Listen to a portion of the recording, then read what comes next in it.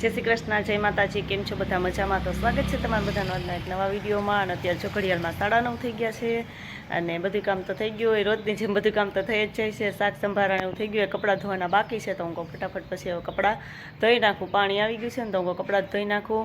અને ઓલા ભાઈ બેનભાઈ તો રોજની જેમ સવારે સ્કૂલે વહી ગયા હોય. જય શ્રી કૃષ્ણ, જય માતાજી. ડાળ અમે કરીશું, તુવેર અમે કરીશું ને તુવેરની દાળ કરીશું આખા વરણ ભેગું. હા, તો જો અત્યારમાં તુવેર લઈને મમ્મીએ બેસી ગયા છે ઢગલો કરીને કે પહેલાં ચારી લઉં. તો ચારી ઘણી ઝીણી ઝીણી નીકળે છે તે કે ચારીને પછી હારી હોય ને મોટા મોટા દાણા એની ડાયર કરીએ. ઘણી બધી જો તુવેર છે તો એટલી બધી કંઈ ડાયર કરવી નથી, અડધી તો મૂકી દેવીશ કા? હા, તો મૂકી દેવી. અડધીથી કે જાય ડબરો ભરીને એક ડબરો એક મૂકી દેવી છે અને થોડીક જ કરવી છે. થોડીક તો અમારે પોરની પડી છે ડાયર. હા, થોડીક તો પડી છે એટલે એટલી બધી તો ડાયર કરીને શું કરીને તુવેર અમારે તો જો કે નહોતી, બીજાને ત્યાંથી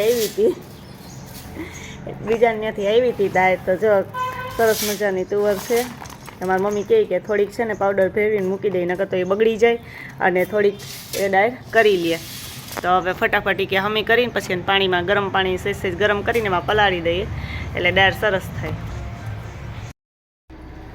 મમ્મી એની તુવેર હમી કરી લે અને હું મારા છે આ બધા કપડાં એ ફટાફટ કપડાં ધોઈ નાખું. તો બે પોતપોતાના કામે વર્ગી ગયા. ચાલો ફટાફટ બધા કપડાં છે એ ધોઈ નાખું. પાણી આવતું હોય ને તો કપડાં ધોવાની મજા આવે એટલે હું કાલે ફટાફટ પાણી આવી ગયું છે ને તો પછી કપડાં ધોઈ નાખું.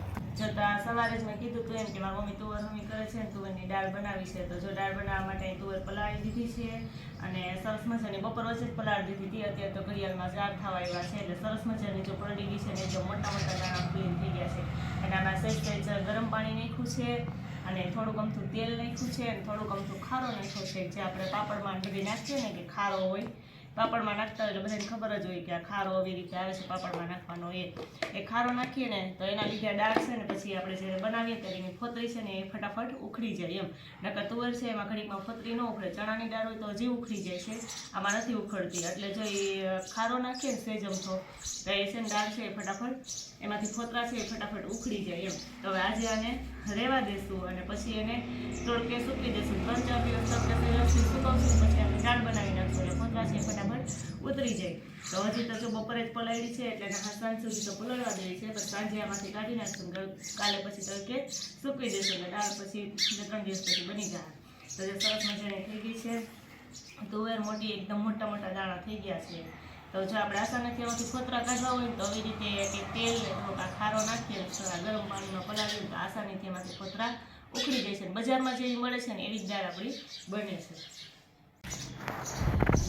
તો જ્યાં બધી જ તુવેર છે ને એ અમે પાણીમાંથી અત્યારે કાઢી નાખી છે. બપોરે પલાળી હતી ને અત્યારે જો 6 જેવું થયું, 6:30 થવા આવ્યા છે તો બધી જ એમાંથી કાઢી લીધી. સરસ મજાની પલળી ગઈ છે અને અહીંયા જો હવે એને તડકે સૂકવવા નાખવી છે. તો અમારે જો ક્યાંય કંઈ તડકો આવતો નથી, ફરિયામાં થોડીક વાર જ આવે છે ને અગાસી ઉપર તમારે કંઈ તડકો આવતો નથી. તો અમે બાજુવાળાની મેળી ઉપર સૂકવવી છે. તો આ બધી મારી મમ્મી કે ત્યાં બાજુવાળાની મેળી ઉપર નાખી આવીએ. જો કે ત્યાં નાખવી તો બહુ મુશ્કેલીવાળું છે કેમ કે ત્યાં હારીને પુગાડવી તો ખરા ને ભીની હોય એટલે બહુ વજનવાળી હોય. તો ફટાફટ ત્યાં અમે બધી તુવર છે એ સુકાઈ આવીએ.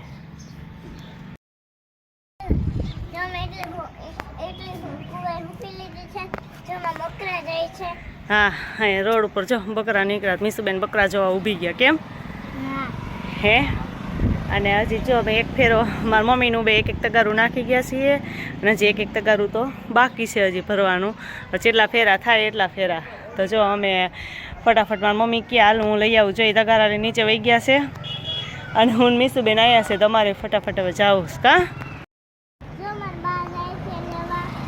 હા, મારી મમ્મી 2 તગારા ભરવા હજી લઈને ગયા. હાલો મારે એક તગારું હારવા જવું જો હે. તો ફટાફટ જો 2 તગારા ભરી આવીએ અને પાછી હજી અહીંયા ઠલવી દઈને પછી બધી તુવર છે એ સૂકવી દઈએ. અને અહીં સામે અમારું ઘર દેખાય છે કા મીસુબેન? હા, જો અમારું જાસૂદ. હા, લીંબુડી આડી આવી છે એટલે બહાર ન દેખાય બેન. અમારી આ લીંબુડી જાસૂદ ને કા લીંબુડી કેમ કાપી નાખવી હે? તો હાલો ફટાફટ હું થોડી લઈ આવું એક ફેરો તુવેરનો. તો બધી જો પોડી પોડી કરી અને સૂકવી દીધી છે ઓલા મોટા ઓલા બુંગળના કટકામાં જ. એટલે પોડી પોડી કરીએ ને તો ફટાફટ તડકા પડે છે તો હમણાં તો સુકાઈ જાય. 2 દિવસ વધારે પડતી સુકાવા દેવી પડશે તા તો એ સુકાઈ જશે. ચાલો ફટાફટમાં સુકાઈ ગઈ છે અને હવે અમે ઘરે જઈએ.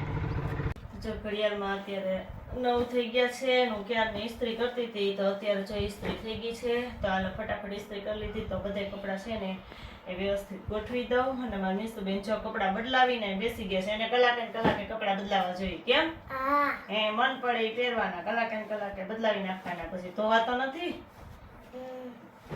એને બહુ ફાવે બધું કા કપડાં બદલાવાનું ને એવું તો ધોઈ નાખતી હોય તો તાર કપડાં હે ચાલો ફટાફટ બધા કપડાં છે ને એ ગોઠવી મૂકી દઉં અને મીસુબેન શું કરશે મીસુબેન ને હમણાં આવડું શું કહેવાય ફંક્શન છે ને તે ડાન્સની પ્રેક્ટિસ ને એવું કરવાનું તો હોમવર્ક આવતું જ નથી એમાં મજા આવી ગઈ કેમ મજા આવી ગઈ ને એમાં એટલે જ મજા આવી ગઈ હમણાં ખબર નહીં પડે પછી કાર્યક્રમ પૂરો થઈ જાય એટલે હે ચાલો બધા કપડાં ફટાફટ મૂકી દઉં અને આ સાથે આજનો વિડીયો પણ અહીંયા એન્ડ કરીએ છીએ જો તમને અમારો વિડીયો ગમે તો લાઈક કરજો શેર કરજો અને જો ચેનલમાં નવા હોય તો સબસ્ક્રાઇબ કરજો અને આવજો